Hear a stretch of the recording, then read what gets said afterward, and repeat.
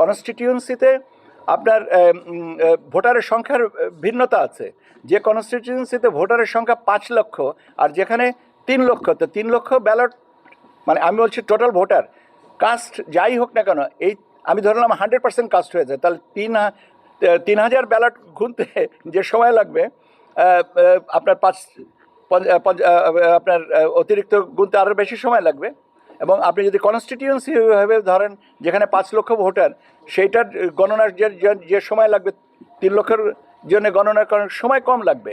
কাজে এটা ডিলেড হওয়ার কোনো কারণ নেই। কেউ তো আর ব্যালট রেখে বিশ্রামে যাবেন না, ব্যালটে গুনে তিনি বাড়িতে যেতে পারলে তারও তো দায়িত্বটা শেষ হচ্ছে। কাজে আমরা ওইভাবে জিনিসটাকে কেন দেখছি না। পরিবহনের ব্যাপারে যে নিষেধাজ্ঞা আছে দেওয়া আছে যে 11 তারিখ মধ্যরাত্রে থেকে 12 তারিখ মধ্যরাত পর্যন্ত পরিবহন বন্ধ থাকবে। ভোট নিয়ে শঙ্কার কোনো শঙ্কাই নেই।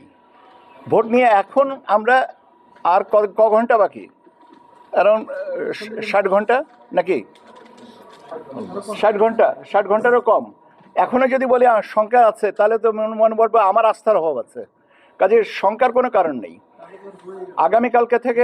আগামীকালকে সকাল থেকে প্রচারণা বন্ধ হবে, ইয়েস।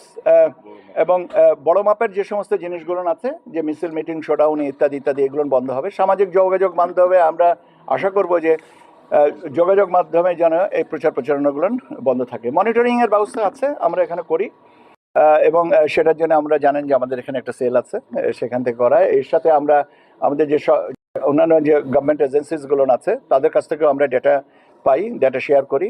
এবং সর্বোপরি যে আমরা চাই যে একটা আনন্দমুখর পরিস্থিতিতে হোক, কিন্তু আনন্দের যেন আরেকজনের কষ্ট কারণ না হয়। আইন শৃঙ্খলা পরিস্থিতি আমাদের কাছে এখনো পর্যন্ত তো মারাত্মক কোনো খবর আসেনি।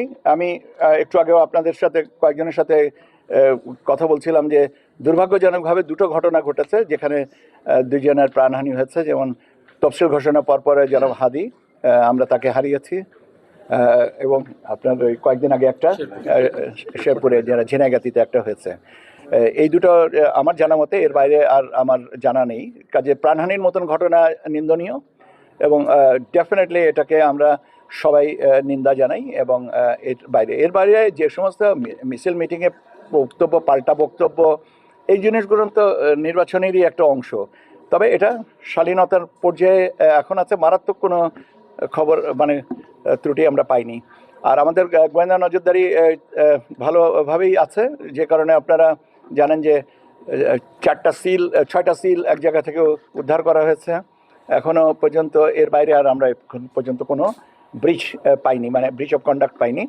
তো আমরা আশা করছি যে নিশ্চয়ই আমরা সবাই মিলে একটা ভালো সফলতার দিকেই এগিয়ে যাব। মোবাইল ফোনের ব্যবহারের বিষয়ে একটা নির্দেশনা দেওয়া হয়েছিল, এখানে বলা হয়েছিল যে 400 গজের ভিতরে এটার সীমিত রাখতে হবে বা এর বাইরে রাখতে হবে। এটা আমরা সংশোধন করছি। মোবাইল ফোন নিয়ে ভোটাররা ভিতরে যাবেন এবং প্রার্থীরা যাবেন, তাদের এজেন্টরা যাবেন, এবং আপনার তারা ছবি তুলবেন, কিন্তু গোপন কক্ষ যেখানে স্টাম্পিং হয় সেখানে করবেন না। তো এই পরিপত্রটা আমরা সংশোধন করে দিচ্ছি যাতে এর ব্যাপারে কোনো রকমের দ্বিধা না থাকে। এখন বাট কিছু রেস্ট্রিকশন থাকবে, যেমন আপনার polling agents, polling officers, assistant presiding officer, তাদের কাছে এটা রাখবো না, রাখার বিষয় নেই।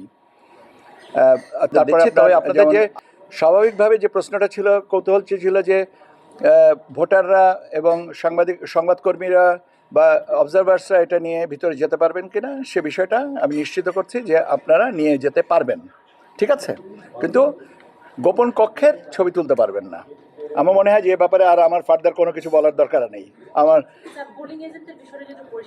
আমি বললামই তো যে কিছু রেস্ট্রিকশন থাকবে, সেটা আমরা ফিল্টার করে আমরা এটা করে দেব, কিন্তু যে আলোচনাটা ছিল সেটা আমরা নিশ্চিত করে দিলাম। আর এর সাথে আপনার আরেকটা জিনিস আছে যে আপনারা জানেন যে আমাদের আগামীকাল সকাল থেকে 7:30 পর থেকে নির্বাচনী প্রচার প্রচারণা বন্ধ, কাজেই এখন সবাই নির্বাচনী প্রচার প্রচারণায় তুঙ্গে আছেন। এটা একটা ভালো দিক এবং আমরা আশা করি যে সবাই আমরা নির্বাচনী প্রচার প্রচারণার পরে নির্বাচনের বাকি দায়িত্বগুলো পালনের জন্য সবাই সচেষ্ট হয়ে যাব। আমি প্রসঙ্গক্রমে আপনাদেরকে এবার বিদেশি যারা সংবাদকর্মী এবং গণমাধ্যম কর্মী এবং অবজারভার্স আসছেন তাদের সম্পর্কে একটু আপনাদেরকে জানিয়ে দিই।